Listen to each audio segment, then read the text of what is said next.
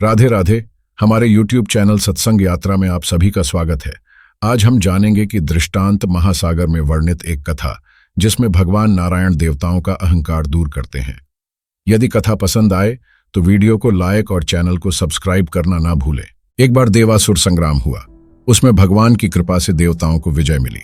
परमेश्वर तथा शास्त्र की मर्यादा भंग करने वाले असुर हार गए।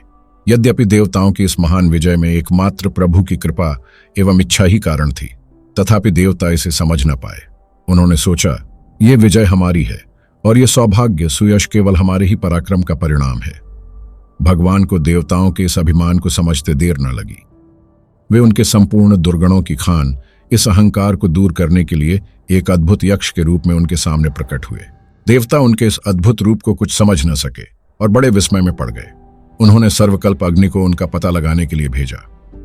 अग्नि के वहां पहुंचने पर यक्ष रूप भगवान ने उनसे प्रश्न किया कि आप कौन हैं? अग्नि ने कहा, तुम मुझे नहीं जानते? मैं इस विश्व में अग्नि नाम से प्रसिद्ध जातवेदा हूं। यक्ष रूप भगवान ने पूछा, ऐसे प्रसिद्ध तथा गुण संपन्न आप में क्या शक्ति है?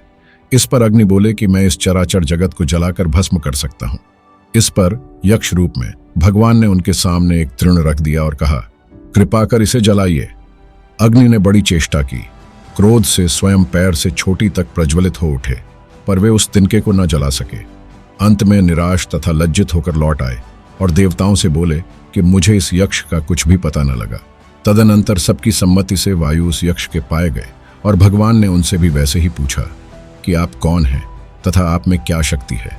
उन्होंने कहा कि इस सारे विश्व में वायु नाम से प्रसिद्ध मैं मातृश्वा हूं और मैं पृथ्वी के सारे पदार्थों को उड़ा सकता हूं। इस पर भगवान ने उसी तिनके की ओर इनका ध्यान आकृष्ट कराया और उसे उड़ाने को कहा। वायु देवता ने अपनी सारी शक्ति भिड़ा दी, पर वे उसे टस से मस न कर सके और अंत में लज्जित होकर देवताओं के पास लौट आए। जब देवताओं ने उनसे पूछा कि क्या कुछ पता लगा कि यह यक्ष कौन था, तब उन्होंने भी सीधा उत्तर दे दिया कि मैं तो बिल्कुल न जान सका कि वह यक्ष कौन है। अब अंत में देवताओं ने इंद्र से कहा कि माधवन, आप ही पता लगाएं कि यह यक्ष कौन है। बहुत अच्छा कहकर इंद्र उसके पास चले तो सही, पर वह यक्ष उनके वहां पहुंचने के पूर्व ही अंतर्धान हो गया। अंत में इंद्र की दृढ़ भक्ति एवं जिज्ञासा देखकर साक्षात उमा मूर्तिमती ब्रह्म विद्या भगवती पार्वती वहां आकाश में प्रकट हुई। इंद्र ने उनसे पूछा कि मां, यह यक्ष कौन था? भगवती उमा ने कहा कि वे यक्ष प्रसिद्ध पार ब्रह्म परमेश्वर थे। इनकी ही कृपा एवं लीला शक्ति से असुर पराजित हुए हैं। आप लोग तो केवल निमित्त मात्र रहे। आप लोग जो इसे अपनी विजय तथा शक्ति मान रहे हैं, वह आपका व्यामोह तथा मिथ्या अहंकार मात्र है। अब अंत में देवताओं ने इंद्र से कहा कि माधवन, आप ही पता लगाएं कि यह यक्ष कौन है। बहुत अच्छा कहकर इंद्र उसके पास चले तो सही, पर वह यक्ष उनके वहां पहुंचने के पूर्व ही अंतर्धान हो गया। अंत में इंद्र की दृढ़ भक्ति एवं जिज्ञासा देखकर साक्षात उमा मूर्तिमती ब्रह्म विद्या भगवती पार्वती वहां आकाश में प्रकट हुई। इंद्र ने उनसे पूछा कि मां, यह यक्ष कौन था? भगवती उमा ने कहा कि वे यक्ष प्रसिद्ध पार ब्रह्म परमेश्वर थे। इनकी ही कृपा एवं लीला शक्ति से असुर पराजित हुए हैं। आप लोग तो केवल निमित्त मात्र रहे।